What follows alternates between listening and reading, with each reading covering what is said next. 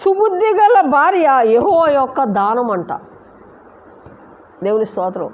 మంచి భార్య దొరకటం కూడా మనకి మేలంట. దేవుని స్తోత్రం. నీకు మంచి భార్య దొరికింది అనుకోండి, అది నీకు మేలు, నువ్వు ధన్యుడవు. ఆమేన్. లోకల్ రీతిగా ఏమనుకుంటా ఉంటే మనం, దేవుని స్తోత్రం,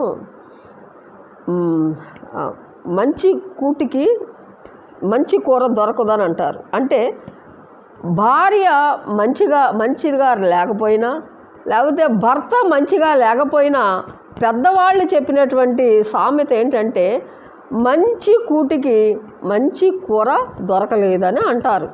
చూసారా? ఈ రెండు బాగుంటేనే మనం ధన్యులు. అయితే ఇక్కడ భార్యకు దొరికిన వాడు మేలు. భార్య ఎవరికైతే దొరుకుద్దో వాళ్ళకి మేలు దొరికినట్టు.